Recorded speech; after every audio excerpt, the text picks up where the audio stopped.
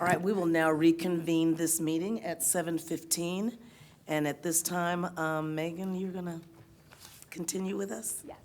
Okay, we'll take it away. And y'all can hear me now? Yes. Okay, just want to make sure. It's my first time using one of these things. Okay, so what I'm going to do with you guys is actually go through some of your policies in the B section, which is the board section of the manual. And so you have those drafts in your packet.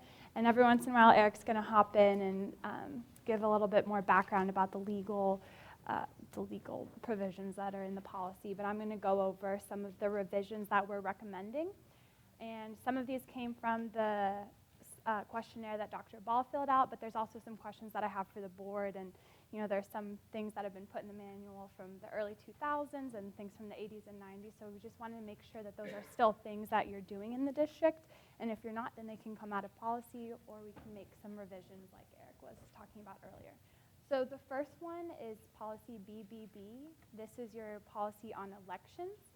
So I'm just going to check to make sure and confirm a couple of things.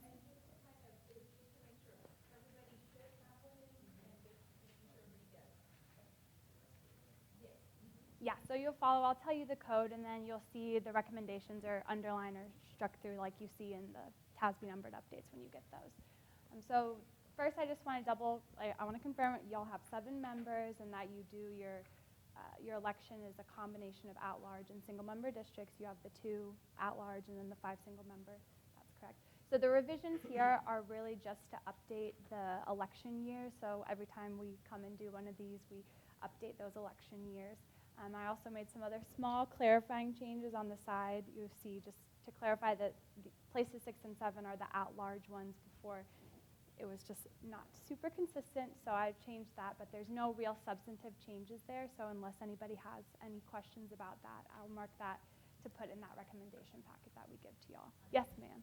Okay, so I'm District 1. Yes. And we're elected every 4 years. 2030 is not 4 years after 2027.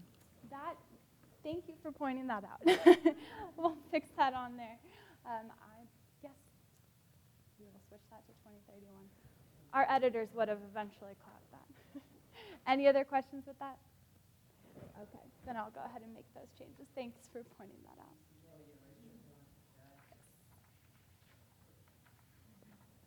out.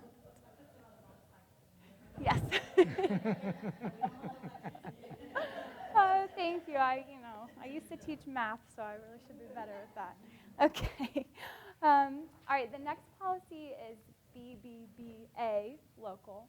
As Eric said, don't try to ascribe any meaning to those. But this is a policy that's been in your manual from probably the early 80s. We don't have the specific date because this was actually recoded during a recent update. There's only about a handful of districts across the state that even have a policy at this code. This is an example of some of that, what Eric was referring to earlier, things that are more administrative. It talks about election supplies and where the information for applying for a candidacy is. And is that still in your office? It is? Okay. So, yeah.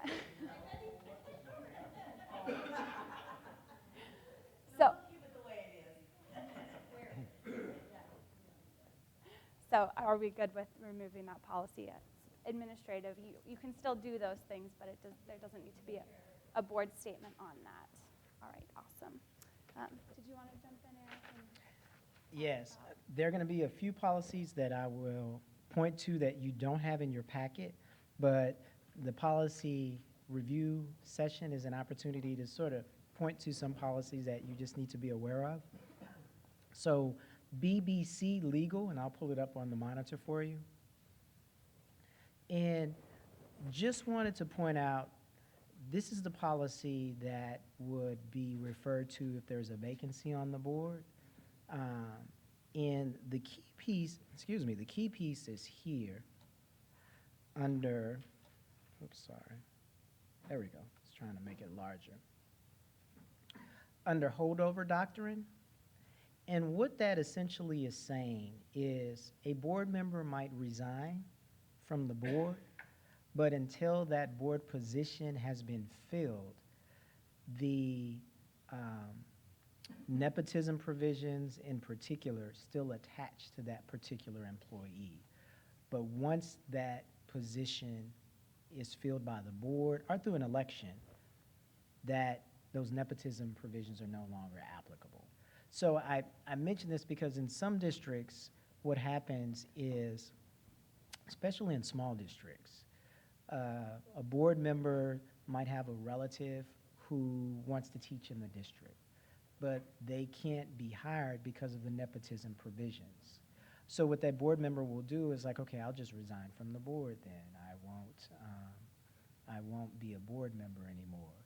But the board really can't take any action on that particular hire until that seat has been filled from which that board member has resigned.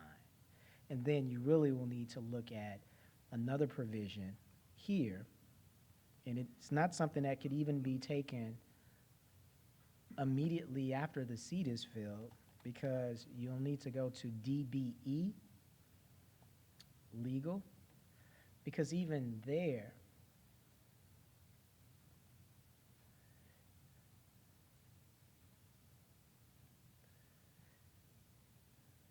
scroll down, sorry. The continuous employment exception,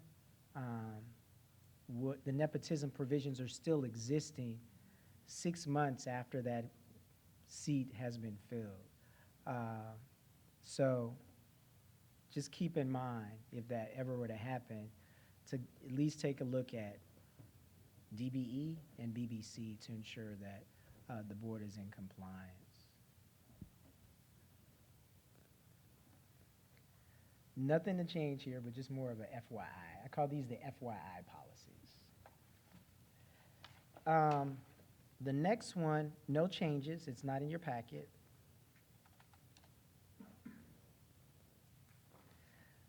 But this one will go to explain why we had to post 2 meetings. So BBD, Boy Boy David, is the policy that deals with training. So you'll see new board members or individuals who are being appointed or elected. There are training requirements they'll have to go through. So the Open Meetings Act training within 90 days of taking the oath of office. The Public Information Act training, you don't necessarily have to go through because your local policy delegates that to the superintendent. So the superintendent completes that training on behalf of the board. And then we all know about the SBOE training requirements. But why did we have to post 2 meetings? Why couldn't we just have 1 meeting, we get an hour credit for it, or 2 hours credit, or 3 hours credit, however long we're here? At the very bottom of page 1, you'll see there, no continuing education shall take place during a board meeting unless that meeting is called for the delivery of board member continuing education. So that first meeting had to be called specifically for board training. This meeting, because we're talking about policies that relate to the district, you can't get training for that. Many years ago, before 19 Tax 61.1C was put in place, board members were getting credit for going to their board meetings, training credit. So that rule was put into place to stop that. So that's the reason we had to have 2 separate meetings. They were completing their training requirements in like 2 months. That was many, many years ago. The other thing is the reporting requirement. Even though it looks like you have biennial elections, it still is advisable to kind of announce those at the end of the year, where if your elections are in May, right, every other year, it's still advisable to announce it during that period. It's easy to keep track with, even though they say it's only announced, I forget, the last meeting before the election. Your elections are every 2 years, but you can announce this annually. And it might be worth, there's some information on TASB's website, the Legal Services website, that provides guidance, Dr. Ball, on how that might work for a district that has elections every other year. But that's a key piece. What happens if a board member doesn't meet its training requirements? Nothing, really. Okay. BBE, I'm just going to introduce this one for you. Megan's going to have some recommended changes to that particular policy near the end. But this is the policy, and you do have this in your packet. I'll pull it up as well. This is the policy that deals with board authority. Kind of lays out. Remember when we were talking about the description of the board, and it talked about the board as a body corporate? That's the only way that board decisions are made. No individual board members have any authority except appropriate for their duties and functions, and that's usually the board president, or if the board authorizes other board members to have certain authority. But board actions occur when a quorum of the board is together and they vote, and the majority decision prevails. And that's basically what this particular policy is saying. It talks about the rights you have as a board member to access to information. You only have access to that information when you're acting in your official capacity as a board member. So there may be information that the public doesn't have access to that you do as a board member. Again, when you're acting in your official capacity.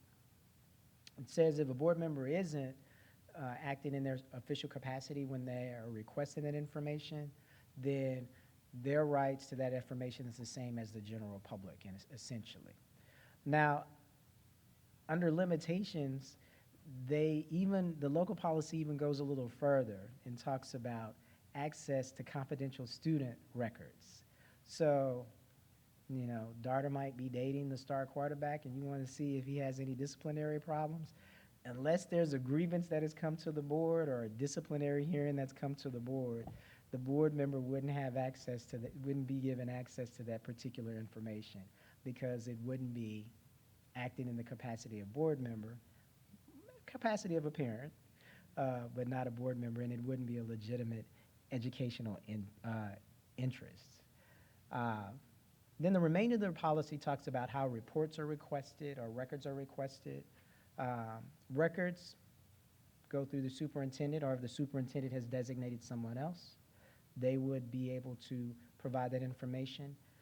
Reports are a little different. When I think of records, we can think of a record as the check register, just as an example. That's probably something that's already produced. That's a record of the payments sent out during the last month in the district. But if someone wanted to request a report, which would be an analysis of the check register, we would like to know how much money has been spent at these various vendors over the last 3 years. That will require staff time to analyze that information. The board policy requires that anything like that report would require board action before that is initiated. Then I'll give it over to Megan to talk about the changes under request for reports. Right, so if you look on page 2 under request for reports, so y'all have some unique language here, and I want to review because it's from 2002, so I want to make sure it's still accurate, and then there's also been some reorganization. So the first sentence that you see that's underlined, I pulled up from another paragraph because it fits better at this paragraph. And it says that a board request for any report shall include specific information to be addressed and timelines for completion. That's something that was added in 2002. Is that something that you still do anytime that you request a report with Dr. Ball? Do you put that specific information and also include timelines? Because it's not required for you to do that, but if I do. They have been very kind. They've never given me a timeline, but I do personally try to get. They have never given me a specific timeline, but I think I usually try to get back with them within 48 hours or quicker. Okay. But if they want to continue to do it in a different way. I can think of times when we've asked for a report by the next meeting or something like that. So would that fall into, I mean, that would happen at a meeting. We would say, could you have a report on that at the next meeting. So that would fall into that, or no? I mean, it could, but the way it reads now, it sounds like that any time that you're asking for something, that there would be a specific deadline, and if that's not what's happening, we can remove that from the policy unless you feel very strongly that you want to keep that in. But-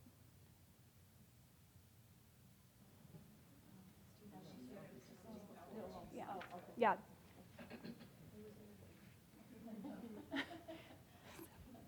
Yeah, I don't know why it was put in there, but. I think it's sometimes helpful, depending on the nature of the request, if it does require, some heavy lifting, and you say, I want this by, the next meeting, but that might not be realistic.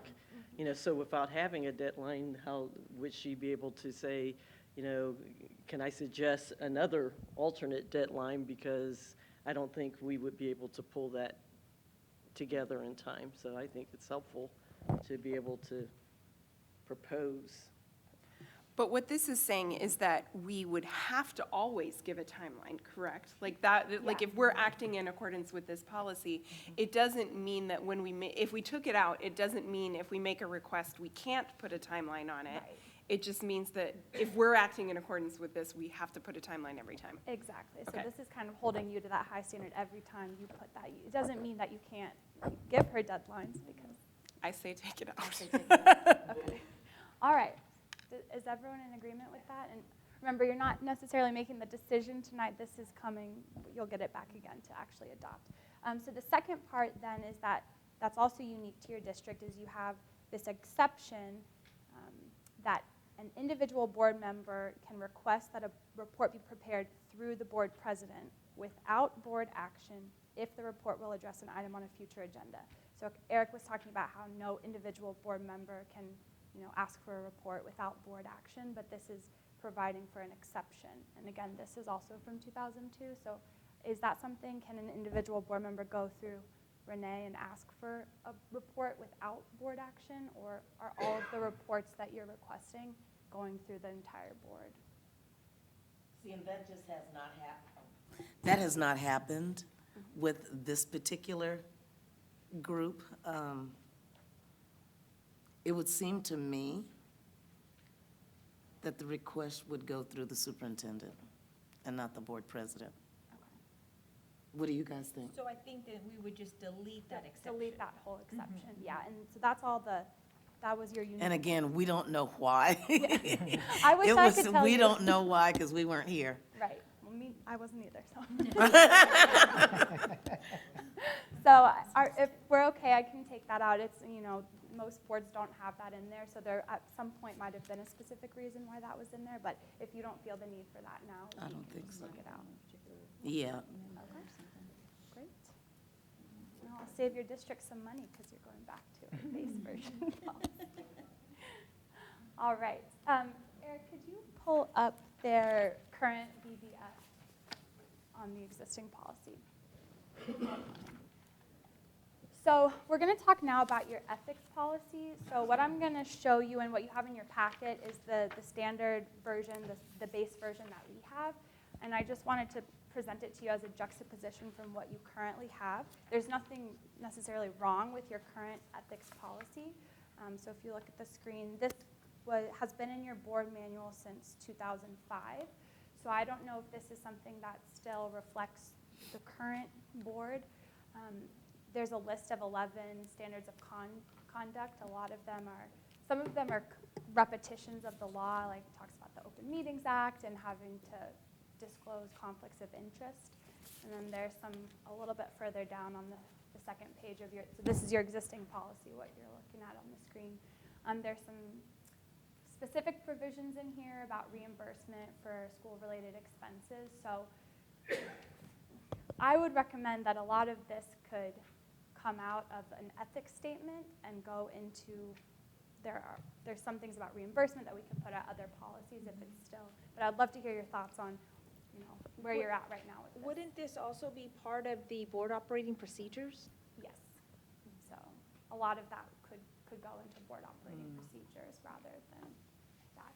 So then if you take a look at the sample version that we have, You know, this could be customized to your district, but I did just want to show you what our standard version looks like. So it talks about, you know, as a board member, you're going to promote the best interests of the district. These are general standards that, you know, we would expect most boards and school districts and board members across the state to want to follow and hold themselves to. So things about equity, trustworthiness, honor and conduct. You know, you can read through that. And you know, as we said, you're not making any decisions tonight. So if you're like reading this and you're like, absolutely not, I want to stay with what we have. It is. But We're a little like this. We needed this about 2 years ago. so do you like what you see then? Yes. There, okay. I have a quick question, and if you don't know the answer to this, it's totally I'll fine. defer to Eric. But I'm curious, you said ours was adopted in 2005 or something like that. How often are these revised, and like, or when was TASB's boilerplate version adopted? Do you know? I'd have to look, I don't have the base version with me, because this particular one hasn't been revised in a while, a long time. And It doesn't seem like something that would need frequent revisions, but I no. think that, like, the undercurrent of why I'm asking this is more around, like, I guess, like, you know, sometime back in 2005, we decided we needed something different. And it's like, were we reacting to this? Were we reacting to something older? I don't know. Yeah, Like, I can that's more tell you, curiosity yeah, and context, This but had been in place long before 2005. Interesting. Because it was there before I started TASB. Yeah. Okay. Sounds like in the early to mid 2000s, we had some people who were really into changing board policy. So I'm This district has had some interesting boards. So, I mean, I'm happy if you guys want, we can put it in the recommendations, and then that's something that you can discuss further when you're actually going through and adopting the policies, so. Or this could be a separate discussion about, you know, wanting to make this fit your board specifically, so. So does that sound okay to put this in that packet? Is everyone in agreement with that? Okay, sounds good. All right, and the next policy is BBG. So this is in your packet. It's your policy on compensation and expenses. So this talks about board expense reimbursement if you're, you know, going to conferences or things of that nature. The way that you can be reimbursed under travel expenses can either be through reimbursement or through advancement, like a per diem type deal. So there's two unique things that you guys had in your policy, and one of them I'm going to recommend for deletion, which you'll see on the page. It's about airline tickets. Y'all were the only district in like all of Texas that has something about airline tickets in your board policy. So I don't know what, let me see, when was that added? From 2003, so I don't think any of y'all were here. It's pretty administrative in nature, this whole thing about notifying the superintendent and giving a 21-day notice. And oftentimes things like these aren't always followed exactly, so having it in board policy we wouldn't recommend. So is everyone? Then the second thing, which also is very unique about your district, is for travel expenses, that last paragraph right above the airline tickets says that these guidelines apply to all current board members except those not filing for re-election. So if you're not filing for re-election, you're not allowed to be reimbursed for any travel, lodging, meals. That doesn't make sense. Yeah. Yeah, I mean, I don't know when's the threshold for deciding that you're not going to, you know. So that was unique. I didn't strike it because I wanted to talk to y'all first about it. We would not recommend having that in your policy. It needs to be stricken. Yeah. Yeah, so yeah, there's no threshold for when that would be decided. So yeah, our recommendation would also be to take that out, so. That whole paragraph. Yes, the whole paragraph, yes, about not filing for re-election. So I'm sure there was a reason for that. Someone was abusing their expense reimbursement, but all right. Okay. Did you want to talk about BDAA? BDAA? Yes. Mhm. So this is in your packet, but Eric's going to give a little bit of. Just a quick overview of BDAA. And this is a policy that deals with board officers. board officers. So, board president, vice president, secretary, and according to your policy, you all will fill a vacancy. You reorganize. So if there's a vacancy on the board, then especially in the president position, you will reorganize as a board, so you'll have new elections. The vice president doesn't automatically move into the president position. And then the remainder of the policy just goes through and talks briefly about some of the primary duties of each of the board officers, board president, vice president, and board secretary. And then when you get to other policies in the manual, BE in particular, you'll see there's some other roles there for the board president in particular. And then, so I just wanted to talk to you all because there was one sentence that was removed from this policy that makes it a unique policy, and that's this one that you see added back in there at term and duties. So you all had omitted this one sentence that said officers may succeed themselves in office. So because you have that 1-year term, then that would mean that, you know, Renee after this year would not be able to be board president again. It would have to be somebody else. So is that what you've been doing in the past, or can you have, okay. So you can have the same board president? Okay. Okay. Well, I mean, you're. Put that back in. Yes, I mean, your policy was silent on it, so it doesn't necessarily mean that you were violating your policy. It's just not in there, and if you do that, we would recommend to put that back in there. They'll go back to that base language. So. And then I did also just want to confirm that you are doing 1-year terms. I know I spoke with Betty about this. She said it pretty much every May you're reorganizing and doing that. So, okay. I will put that back in since it sounds like that's been happening. Okay. So you can flip to your next policy, which is about BDB, or internal committees. Before we go over this, I just want to hear someone explain, like, how do the board committees work? Because you have a lot of unique text in here, and I think just hearing it from someone without looking at the policy first will help me better craft one that actually meets what you guys are doing. So who is on the committees in the district? How often are they meeting? How does the agenda preparation for all of that work? There's a lot of very bureaucratic language in here. It was hard for me to figure out what goes on with those board committees. So. Okay, so what we do is these committees are all administered by one of the staff. Okay. We each sit on a committee. It's either appointed or voluntary, it doesn't matter. But we each sit on a committee, and the committees are only monthly, the meetings are only monthly meetings. Yes, not all of them are monthly. Okay. What are they, quarterly? Quarterly, and then some are called as needed. And who else is on them? Is it just district staff that are on them, or do you have community members? Community members. Community members also. It's kind of a way to, increase our community outreach and to get the community to give input. Right. Well, that's awesome, but it's funny because your policy actually omitted that line that said these committees may include district personnel and citizens. So at some point that was taken out by the board, but it sounds like you do have citizens. Absolutely. And personnel on that, so we'll add that back in. Did you have Okay. I would like for the board to consider a couple of things.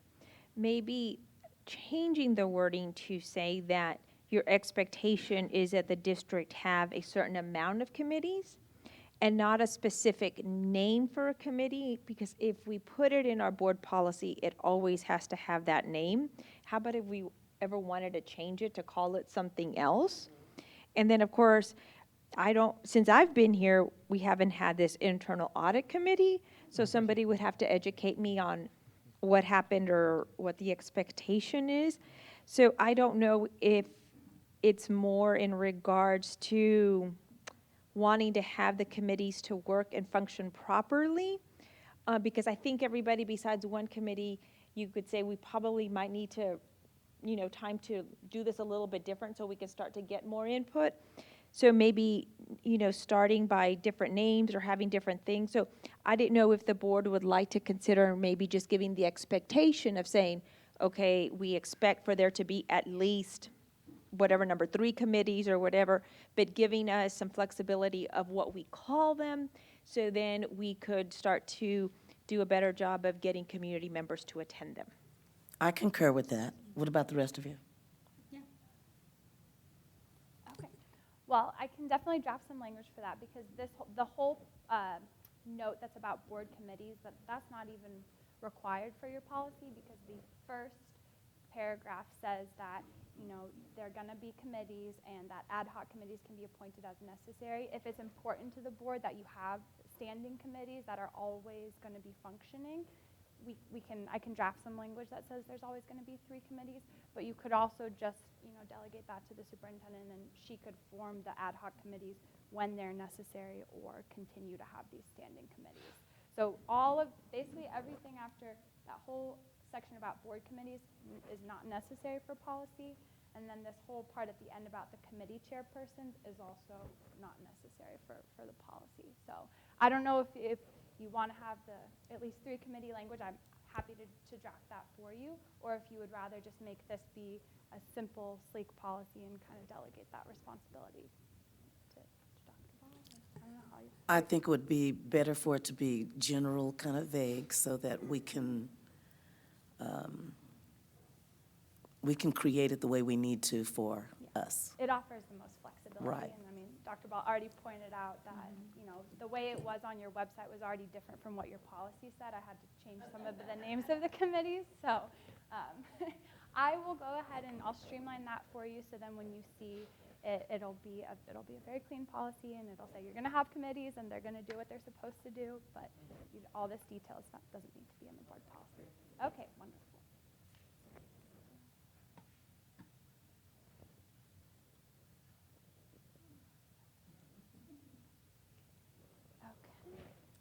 The next policy, BE on board meetings, Eric mentioned this earlier.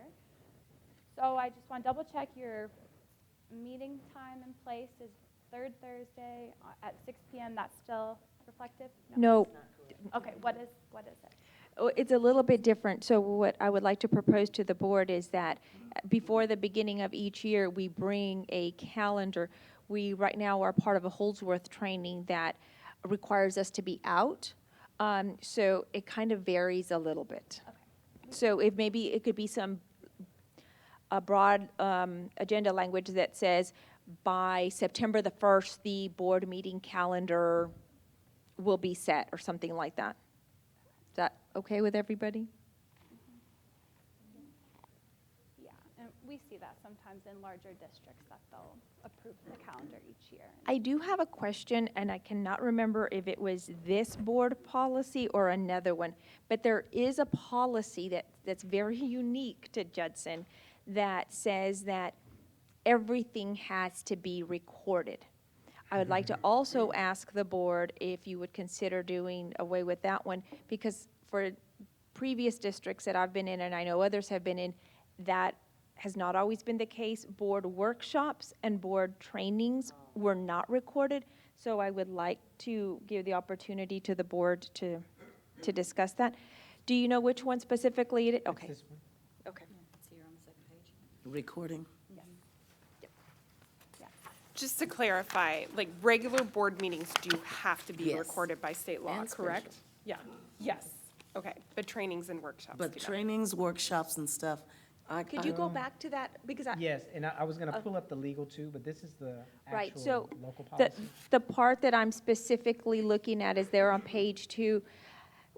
Recording is fine, I believe, for the regular board meeting and special board meetings, but what I would like to propose to the board to delete is any work sessions that include budget or curriculum do not have to be recorded, and just to give us some flexibility.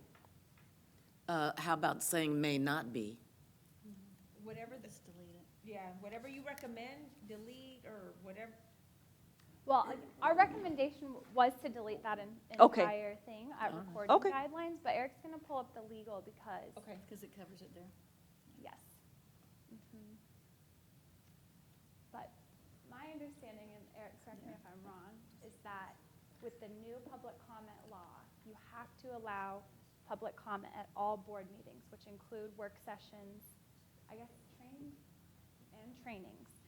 And I'm pretty sure what the law says there is that for any meeting where public comment is allowed, you have to record for districts that are larger than 10,000. So when House Bill 2840 was approved, I don't know if it was inadvertent, I don't know if it was on purpose. What it ended up doing, this is a separate part of the law. What it ended up doing is impacting this particular provision on whether or not certain meetings have to be recorded. As you have a population of over 10, student population of Right. over 10,000. Right. So you meet that condition. Regularly scheduled meetings, it said that is not a work session or a special meeting. And so regularly scheduled meetings, you have to record. Right. Now, open meeting that is a work session or special called meeting at which the board votes on matters or allows public comment or testimony. The new law takes away the option from the board of allowing public comments at meetings where there are agenda items. So that's why you saw, even for this meeting, there was a public comment. Right. The one before this and the Did one not. after this. So basically, every meeting needs to be recorded right now until they figure out how to fix this. That's the advice that we're giving to districts. I'm sorry, I'm supposed to be speaking in this mic, my apologies. But as we talk about recording of meetings, everyone would need to be recorded. That's the conservative advice that we're giving to districts now. So even if it's a work session, you have to have public comment on the agenda to talk about whatever the subject of the work session is. So you would have to record that. So the question I have then, do you just strike that section since you already have it in the legal? Yeah, so that's why that was recommended for deletion, because you have to do it. So, sorry, Dr. Okay. Ball. No problem. That answers that question. Until we hear otherwise. You're right. So then, the other change on there was on the first page where you have in policy that you're gonna have, your regular meeting, but except for the month of May when a third meeting will be held. That doesn't need to be in policy because it's a special meeting and it's gonna be posted in accordance with those provisions. So that's recommended to take out as well. And then this is also a policy that's being updated in Update 114. So you'll see at notice to members. Right now, you're still on the legal, never mind. No, here you go. In your packet at notice to members, you'll see that right now, the way that your policy is, if we pulled it up on policy online, if you're having an emergency meeting, you have to post at least 2 hours prior. The legislature changed, and now you only have to post at least an hour prior. So that's the change that you'll see in Update 114 when you see that. All right.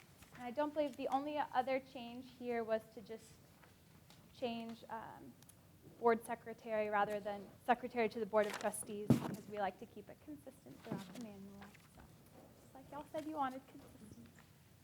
So that's all I had for BE local. If there are any other questions about that one?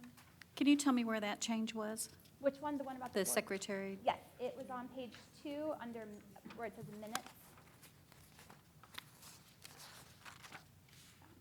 So right now, your policy says board action shall be carefully recorded by the secretary to the Board of Trustees. That's because that's Betty, who is the district employee, who is the board secretary, not the office. Not an office of the board. the board. Secretary. Okay. So, That was yes, very intentional then, to have that. Okay, so that we can keep to that make a then distinction. between the two. Okay, that makes sense. That is unique to your district, so I will keep that in the way it currently. She's is. like the clerk. Okay. Well, thank you. Way more than a clerk. But it says clerk in here, so I wanted to verify. All right, well, we can keep that in there. Thanks for pointing that out. Sorry, the other thing I just wanted to double check is that on the first page, we're talking about special or emergency meetings, that you can call special meetings on request of 2 board members. Is that still reflective of your practice? And then same for emergency meetings, 2 members. Did I just repeat myself? For special and emergency meetings, it's 2 people. that 2 board members can call those meetings. Is that? Are you on BED? No, I'm on Oh. BE, I'm sorry. Oh, okay. Special or Go emergency back meetings, to, first page. go It's back on the first page. before this. Oh, okay. Oh, okay. That's just another thing that sometimes changes and the practice doesn't 2 align, people. but if it's Okay. 2 and 2, And we that's had to still. do that when And then your Richard agenda turned in that deadline, which is resignation. also BEM, just write the paragraph under that, is your deadline for agenda submission is close of business on the Monday of the week prior to regular meetings. Is that still accurate? Yes, And if there's a holiday on that Monday, does that, how does that work? If, no, it would just be the next It would just be available, business day. yeah, the next business day? right. Page 1. Agenda, Deadline. So, and it sounds like y'all are doing that, and then for a special meeting, it's the 5th calendar day before. Is that still accurate as well? Okay. That,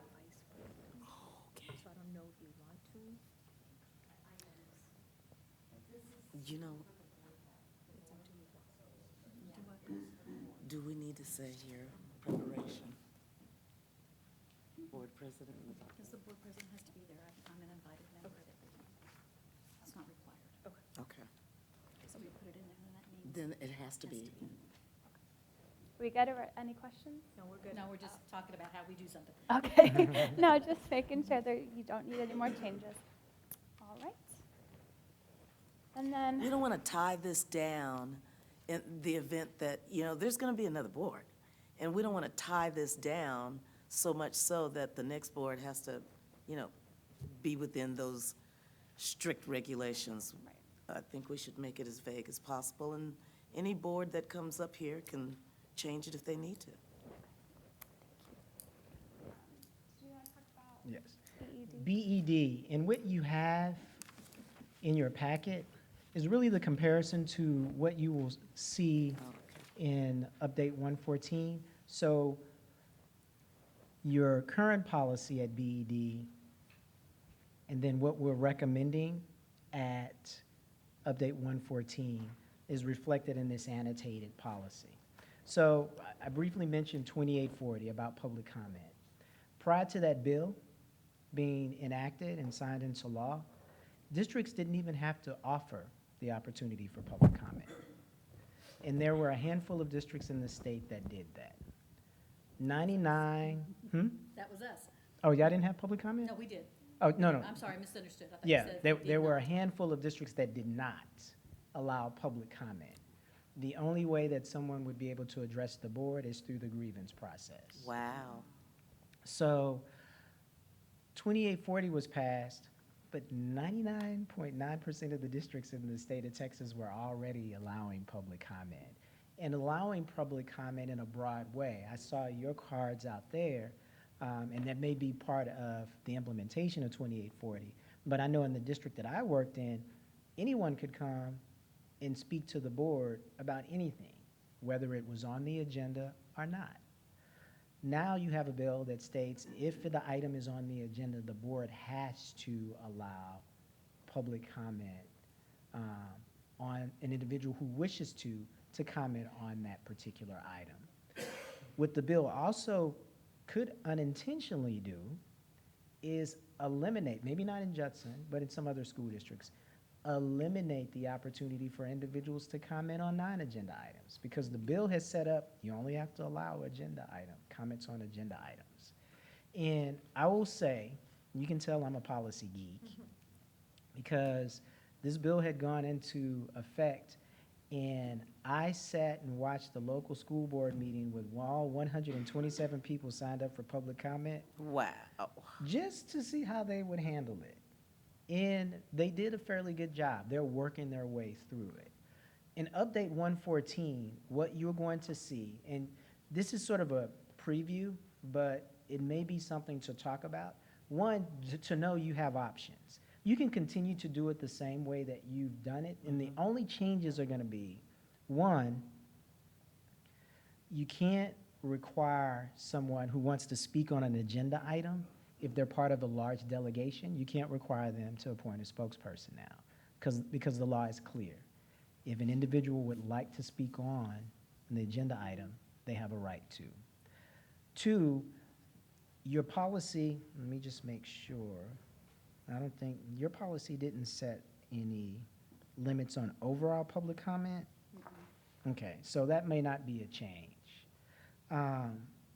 What will change is that for special meetings, in the past, special meetings, and I don't know what the practice was here, what your policy stated was that only at, well, it says regular and called meetings. So at your special meetings, it seems like you allowed public comment, right? So that's a little broader than what most districts did. Most districts, it was only regular meetings. So that's really not a change for you. Well, let me take that back. No, what the change would be is at special meetings, you're only allowing public comments on agenda items. I don't know what your practice was before. If you had an open forum at special meetings or called meetings where someone could comment on anything, whether it was on the agenda or not. What this policy is saying, at those meetings, they only would be allowed to comment on what's on the agenda. If the district wants, if, as a board, you want to expand that, you can, to align with your previous practice. But that's what we've offered to most districts, is that at special meetings, it's only on the agenda item.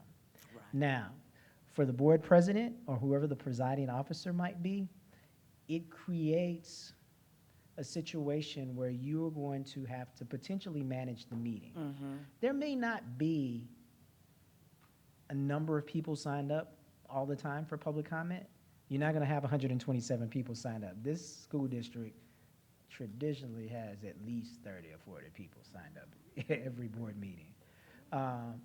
You may not, but if you do, what has been added to this policy is a provision on meeting management, which would permit the presiding officer, if that's the board president or if it's the vice president, whoever the presiding officer is, to make some adjustments for meeting management.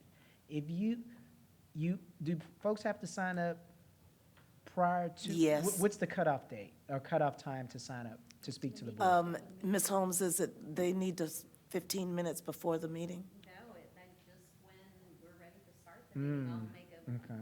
walk around the room, make sure nobody has a card in their hand, and we'll start the meeting. So it'll be some trial periods, but if the reason that they had 127 is because time ran out on Wow. when people could sign up. So they had the window open, and within that window, and I can't remember how long it was, 127 people signed up. So they were able to manage the meeting. So what did the board president do? Their meeting, or their policy states that individuals would get 3 minutes. Because there were so many people, they reduced it to 1 minute. And what I learned from that 3 hours of watching public comment is that folks can get their thoughts out in 1 minute. You shouldn't go below that, but folks can get their thoughts out about a particular issue in 1 minute.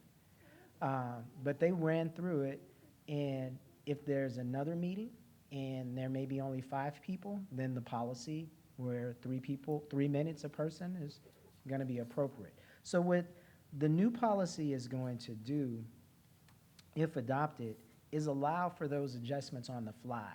But you all might need to try it out. If this works, where you have 15 minutes or right before the meeting begins, that's fine. But if you start to get a number of people to sign up, you may want to think about, should we open up a window?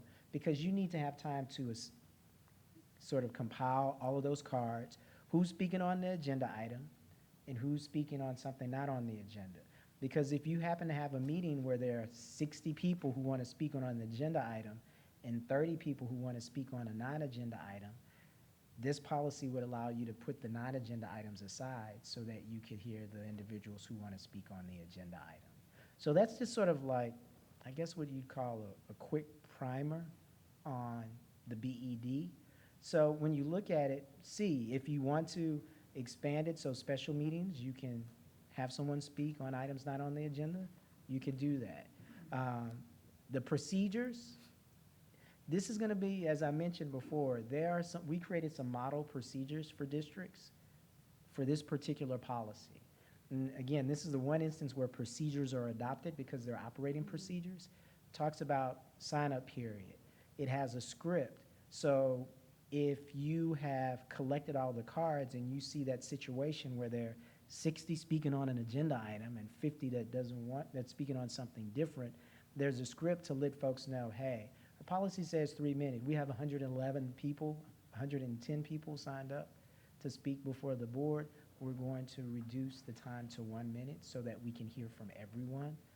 Because the intent of the law isn't that you pull an all-nighter and you spend all your time here. You still can manage your meeting, and that's what this policy is intended to provide. Comply with the law, but at least to try to manage the meeting.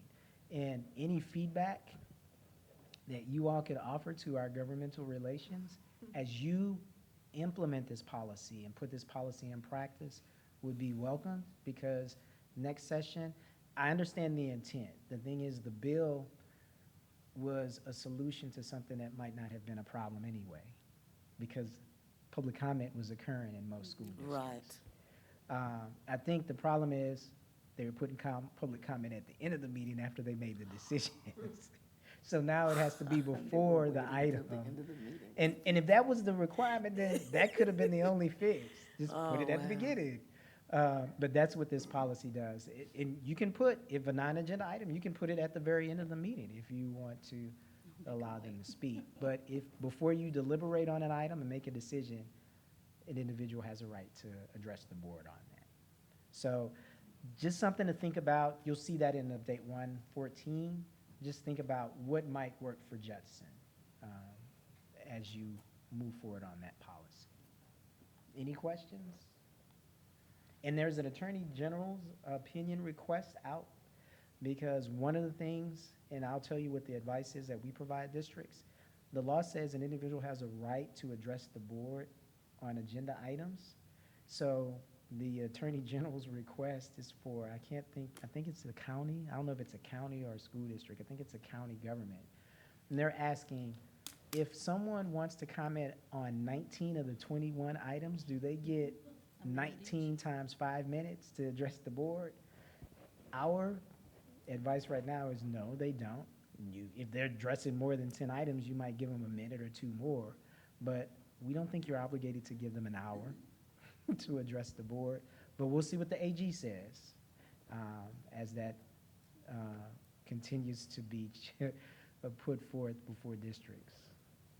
Eric, I thought that the regulation, the new code said that we had to give 1 minute per item, agenda item. That's not in the law. No, we That's not- established Yeah, that. that's not in the law.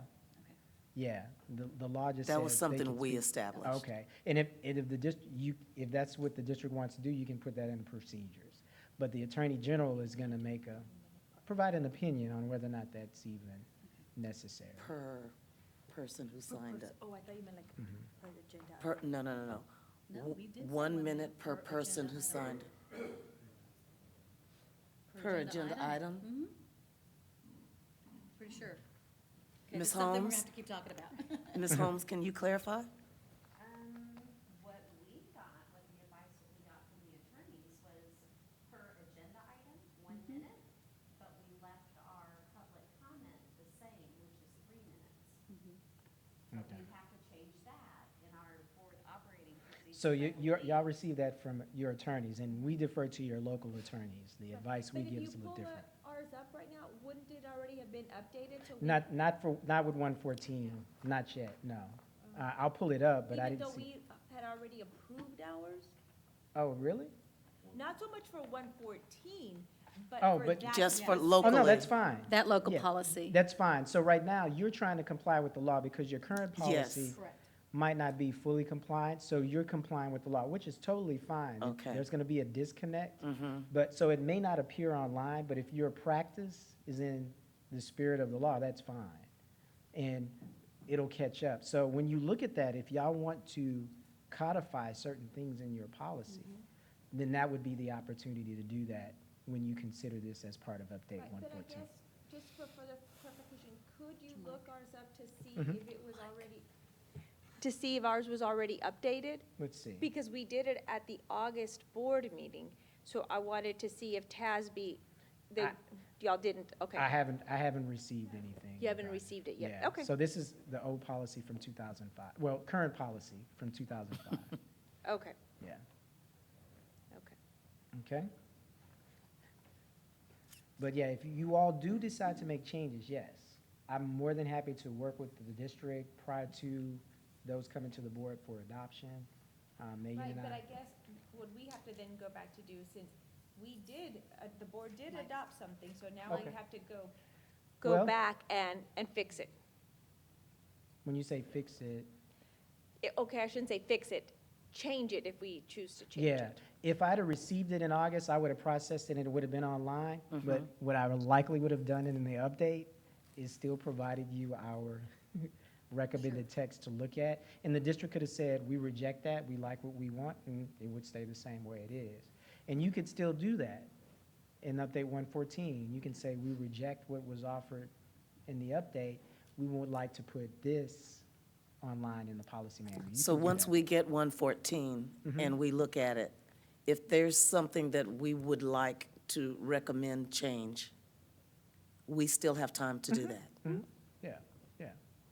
What is the time frame For the update or for the law? for us to make any changes? Whenever you all get the update and you send it to me, there's not really a time There frame. isn't, Yeah, okay. the law is in effect, and what you are doing now, because many districts are in the same predicament, their policies aren't up to date because they're waiting for the update, and we advise them, hey, follow the spirit of the law. When you have a special meeting, even though your board policy says only regular meetings, when you have a special meeting, you allow public comment. And there's a policy that actually talks about compatibility with the law. So your policy might say one thing, but your practice should be in compliance and the policy will catch up. Okay, thank you, Eric. Well, that was a great segue, because we're about to talk about that Oh, policy. see that? I didn't. So can you pull up BF local? So this is your policy on policies, which Eric mentioned earlier. It's actually not in your packet, it's going to be on the screen. But this is your policy that has the harmony with law provision that Eric was just talking about. So basically what that says, if you see harmony with law, that if there's new law, it's applicable when effective, and that if you have a policy or regulation or any part of that is in violation with that law, that's like null and void, that you're going to go with the law. So in these kind of time periods where your policy might not be reflective of the new law, that kind of gives you that buffer to say, we're still going to comply with the law even if our policy, we don't have time. And when they put out state board rules, things like that, there's not feasibly enough time for school districts to change their policies quick enough. So that is in there to say that. And then I also just want to check, because it sounded today when we were at the admin, do you all do the one reading for your policies or two? Okay. One. Okay, I misunderstood then. So y'all, Oh, we have you do two readings of Yes. policies? I thought it was one. No, ma'am. The first one is just the reading, the second one is Oh, when we yes, adopt. yes, absolutely right, yes. But does yes, that yes. happen in one meeting, or it's over two?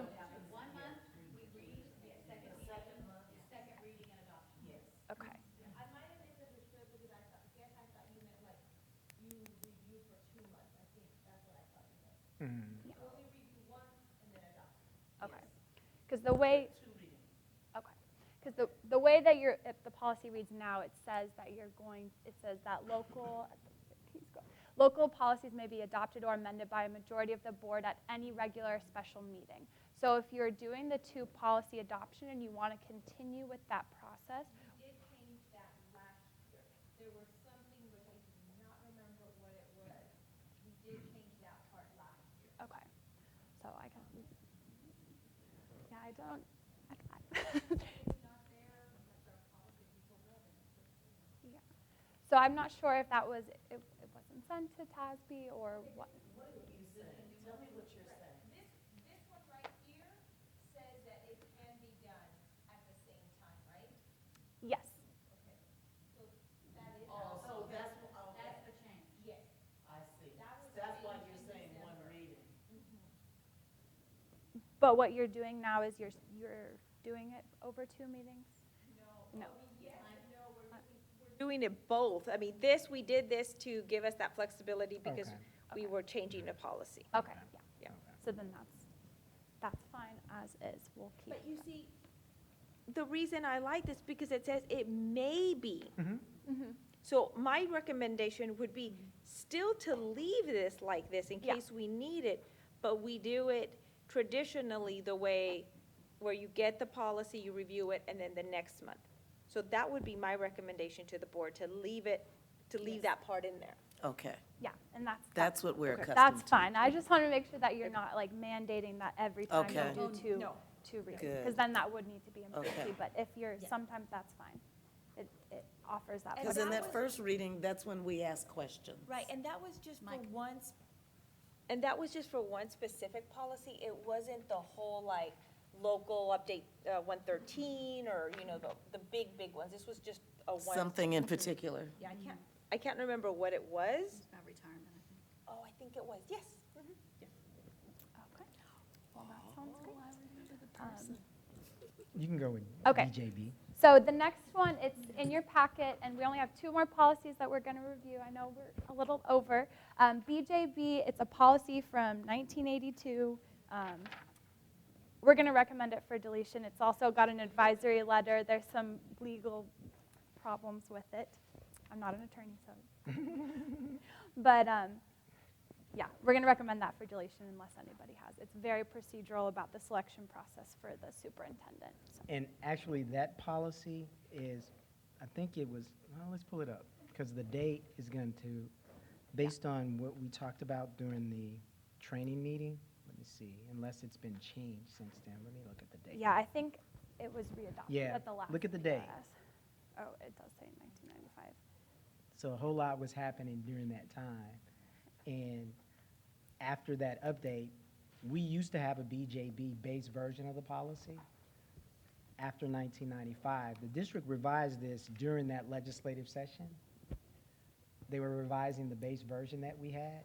After the rewrite, we recommended the deletion of ours because a lot of that was put into statute, and it wasn't necessary to have a local policy. And this just is sort of a relic from those times. All right. And then the last policy that we're going to talk about, it's the one that was printed outside of the packet, BP local. I don't know if you were able to staple it. So it's the handout, the extra handout. This is your policy on regulations. So it just says that the superintendent and the admin staff are going to be developing the regulations and procedures. The board is going to review them.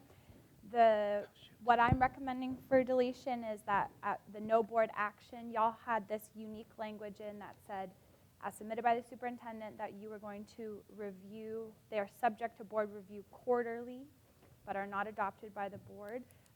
You don't have to have that in your policy that you're going to review them quarterly, and most boards don't do that. So we would recommend that for deletion. That will just take you back to our standard language there, if everyone's good with that. Yes? Okay. So that was our last policy, and I know. That was in the B section, and we had one that we were going to talk to you about that came from the administrative meeting. It's GKD. Do you have a copy of that? Yes. Okay. So during the administrative meeting, we talked about the various revisions to this policy, and this is your policy on non-school use of school facilities. And there's actually one other, oh, there it is right there. Non-school use of school facilities. Let me this- just make sure. Did the board get Oh, yeah. GKD? Yes. Okay. So the policy was revised in 2014, so it's been the last 4 years. And why I'm here, the last PRS in the district, I was back a little bit too far, was 2013. Your manual was actually localized in 1978. And this might be the second or third policy review. I'm not sure. I know there was one before this one in the last 15 years. So 2013 was the last one. But I don't know if there was one before that. So about 7 years ago, it was back in January of 2013. So about the same time. last time. But GKD was revised in 2014, and really it's your policy on non-school use of school facilities. And we just wanted to show you this particular policy. I think, and Megan, you have to remind me what decision was made between the Z-bars for-profit use. Did we say it was the first one? The first one Yeah. that you do allow for-profit Right. use in that. So here we were that was just a piece that was missing in the policy. So according to your policy, you do permit non-school use of school facilities by educational, recreational, civic, or social groups or social activities. You permit it for nonprofit fundraising. Based on our conversation with the administrative team this morning and afternoon, you permitted for-profit use. And then we just went through and clarified approval of use, who had approval authority for non-school use of specific types of facilities like campuses, the athletic facilities. And then anything that isn't already designated would fall to the superintendent to approve. Let's see. Do you want me to take it from here? Yes, you Okay. can. So the thing that had come up previously was brought to my attention that we might want to have something in regards to wording for political use. So I didn't know if the board wanted TASB to look into some type of special wording, or since this one is what discusses facility use, wanted to use this opportunity to bring this up.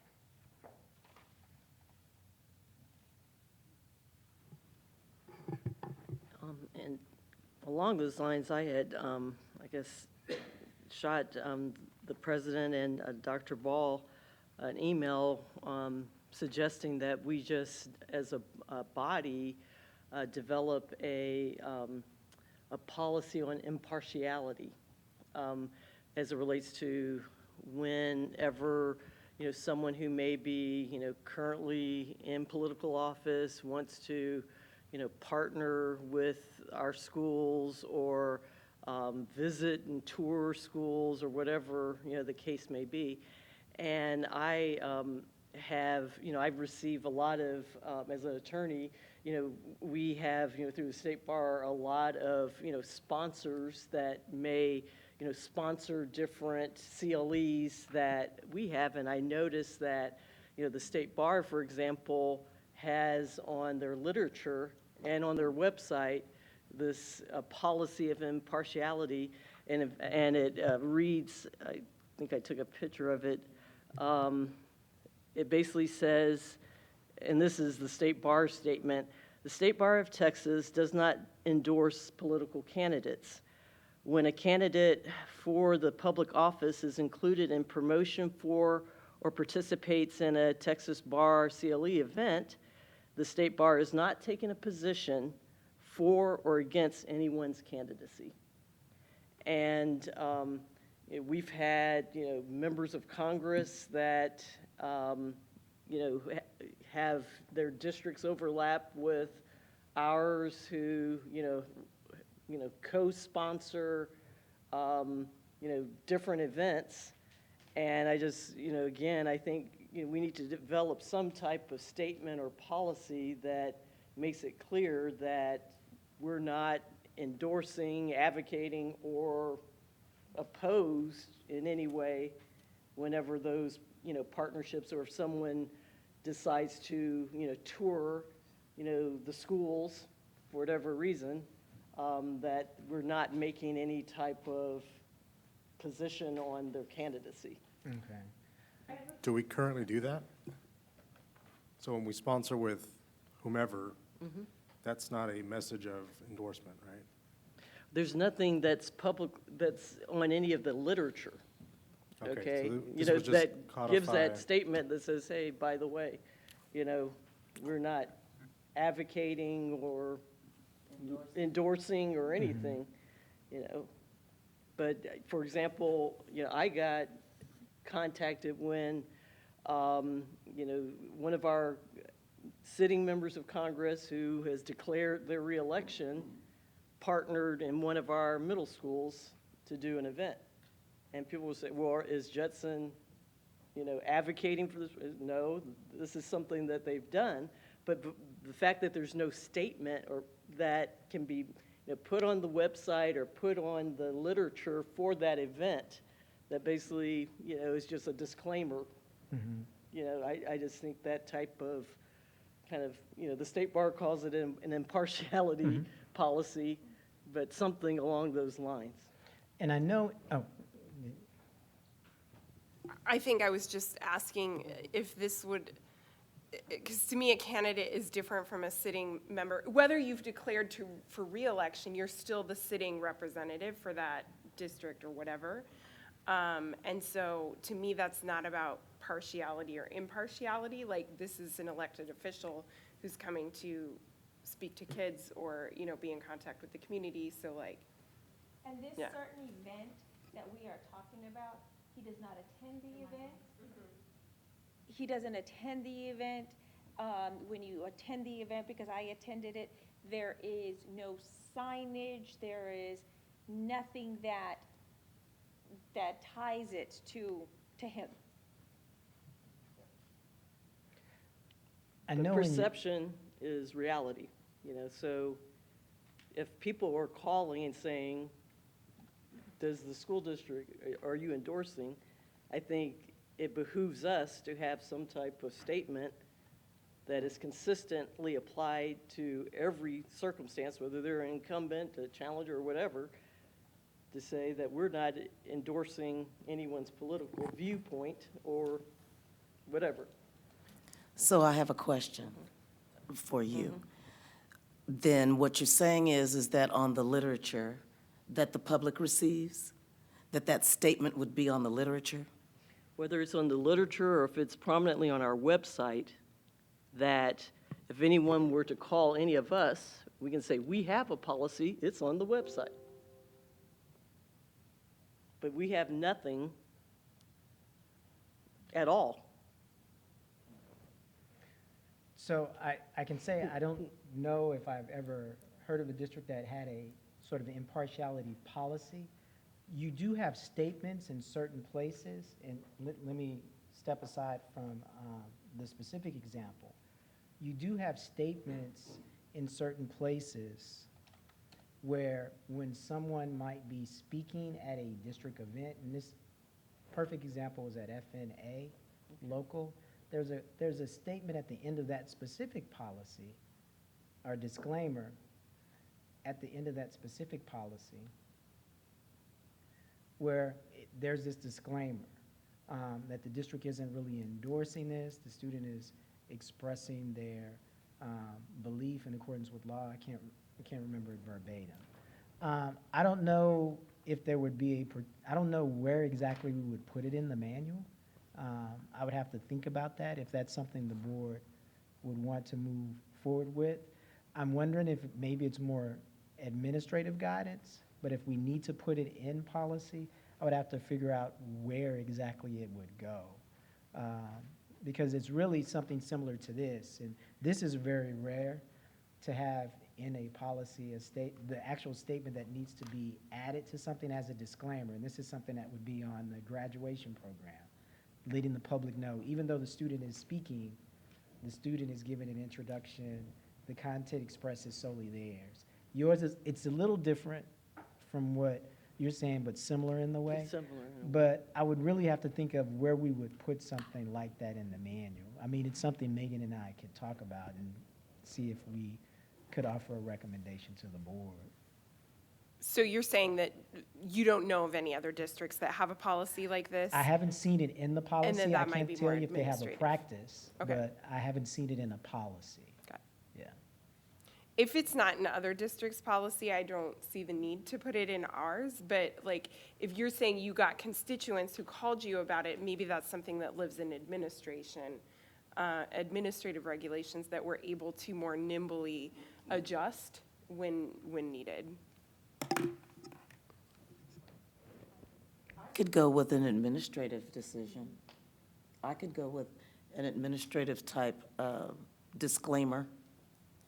Something that that we could put on our website or on the literature that go, I don't know exactly, but I think that's something that we could probably deal with internally. But because by tomorrow I'll find it. That I could show you the flyer for that event, and it did not have that individual's name. So I was never shared whatever you received, because whatever we created didn't have that individual's name. So you must have received something I never saw. Yeah, I must have, because I did get a flyer, either as a constituent or as a school board trustee that had that individual's name. Well, I got the same flyer. I think we all got the same flyer. It was an invitation. Yeah. And then, I don't know. It Yeah, didn't- if somebody could just resend that to me, whoever has it, when you find it at home, because I didn't see that one. The one that I got had a science thingy on it, and it was, what's it called, something wars, they had the junkyard wars. Yeah, so maybe there And was. that was the invitation for STEM Day? Junkyard Wars? That was one specific component that students were able to participate in as an activity that we have. I see, and so see, the invitation that we received had the congressman's name on it. And it said the congressman's name and Jetson ISD. Yeah, that's how it. That was what that's the how it read. invitation that we received said, So we'll, which is the reason that that question was brought up. so we'll definitely look at that. And in a second policy, or, I think it's a policy, again, learning the, placement of these things, and it's not so much for the body that is, sitting, up here, but, I have seen this in observance of this body where, and in other locations where an individual abstains but never gives any rationale for the abstention. And in other public bodies that I have served on, if you were abstaining, you had to state on the record the reason for your abstention so that the public had an understanding. Are you abstaining because you had a conflict of interest?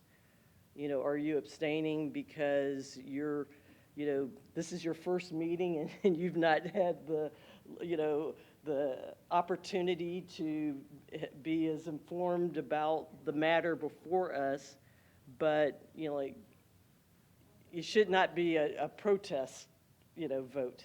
I mean, that's just my personal, thing, that there has not ever been, there have been votes cast in abstention without ever giving any reason for that. Well, your is it BBFA? And it's really the legal policy, lays out potential conflicts of interest which require board members to abstain. Correct. And, and that will kind of BBFA.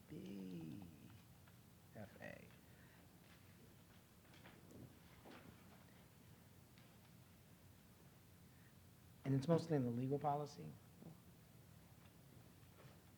And they're required to file particular affidavits. So there would be an affidavit on file for an abstention that's connected to conflict of interest.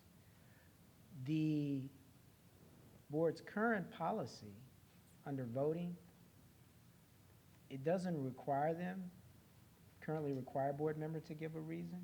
The board, as a body, decides to change that, you can. But right now, it's just say any member may abstain from voting.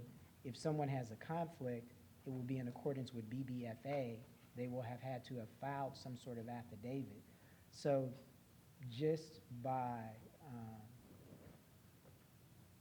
I guess if they're abstaining and there's nothing filed, it wasn't because of a conflict. I mean, that's the only thing you can kind of surmise. But if there is a conflict, they are required by law to file an affidavit. So that's, and I forget it, I think it's filed with the board president. I can't quite remember. Let's see. It says the official record keeper of the district. So whoever that might be. Betty. Betty. So Betty will know. Wear many hats. I remember the day. So, again, the BE doesn't require them to give a reason at the moment, but if the board decides to, it can change it. And just to clarify, I know what she's talking about, but in municipal government, yeah, you do have to give a reason, but I don't think school districts have to follow that same guideline. Yeah, I Unless it's just, with this- again, my experience in just serving a lot of different boards is Yeah. that, you don't want to have that one person that's abstaining to make all the rest look like the bad guys when a tough decision has to be made, So if you're against it, vote no. If you're for it, vote yes. If there's no legal reason, there's no, affidavit filed, it shouldn't be the easy way out. I think that's maybe something we can, like, hold ourselves personally accountable for when the moment comes, but, again, if it's not standard practice in other school boards, I'd rather leave it open, than change the policy.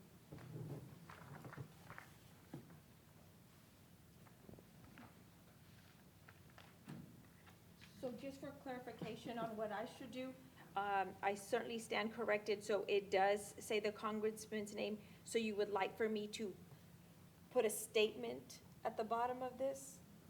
Just to double check what you would like for me to do? I just want to be clear on your expectations of me. I personally think it would be sufficient if the school district had some, language on its website Okay. that just dealt with this particular issue. I don't think it needs to be stamped necessarily, but so that if someone were to call one of us, we could say, we do have a state administrative statement, and it's on our website, and it's that simple. And the other Right. place could be is we could add it to the board operating procedures, if you like. Or the That's board- fine. Wherever the placement is, just be able to For have example, something to be able to point and this is people in that hypothetical, but it's direction. something that possibly could happen. We're getting ready to go into a brand-new election year. We're getting ready to have a general election in 2020. And what if one of those candidates chose to come to Judson ISD and visit some schools? Then that particular disclaimer would be necessary in a case like that. I mean, it could be very far-reaching, but is that what you're talking Yeah, about? that you could point to it, that, say, because someone's going to call one of us and say, why is that, because we have diversity of community. Not everyone is this is not a monolithic community. And so, if someone comes through and, someone out in the community, parent or whatever, has a divergent viewpoint, we can say, hey, we open our schools, we welcome everyone, and here's our policy. It's on our website. And it's, Right, I think the statement that I'm used to also is the one that is usually done, posting through CTE. I don't remember the exact wording, but it's a very generic about the non-discrimination, but, y'all remember that one? That's the one that we have to post by law, that's the one I'm used to. We have to run it in the paper and everything. But if the board's okay with this, tomorrow Betty was going to contact each of you to see what day in February we could have our board team of 8 training. If you feel though that that's too long, Oh, and we can discuss it then. then I could move it up. But if we could discuss it then, I'll bring some samples of some wordings and we could discuss to put it in board operating procedures. Does that sound good? Is that okay with you, Lena? yeah, I have no, I'm not like so, caught up that where it has to be in this lane or that lane. That's not my issue. My issue is we need to have some kind of statement so that we can refer people to when these situations come up. And the board operating procedures, I think is a great place, and plus those should also be online. Yes. So then you refer them to there, and Yes. you want to find them, they're on our website. That's what we could tell people. Very simple, yeah. Does that sound good with everybody? Okay, so let's, But Make I'll that work be on part of that, that. not so much TASB, that's. yeah, I'll- okay. I'll work on that. So that'll be administrative. Yes, I'll take care of that. Thank you. So that was the last policy that I had, but I did want to make one correction. When I was talking about BBC and DBE and resignations from the board, I said that there would have to be once the board seat is filled, there would have to be a waiting period. That's not true. What I was thinking about is if a board member resigns from the board and then wants to be employed in the district, there's a waiting period. But in the example that I gave you, once that board seat is filled, if that board member's daughter or whoever, son, meets the qualifications, they could be hired immediately if they meet those qualifications by the board. So I just wanted to make that correction at DBE. But that's all I had. Any other questions? Okay, so we're about to get into the holiday season. So we're probably looking at getting the summary back to the district sometime in January or February.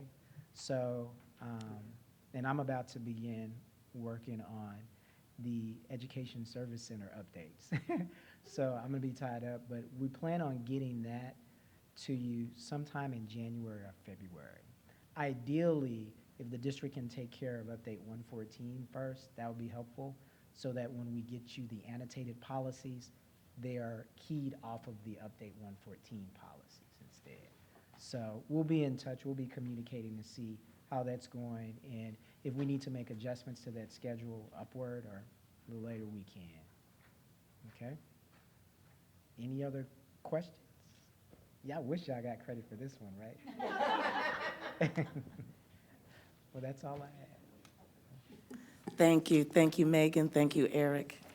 It was very informational.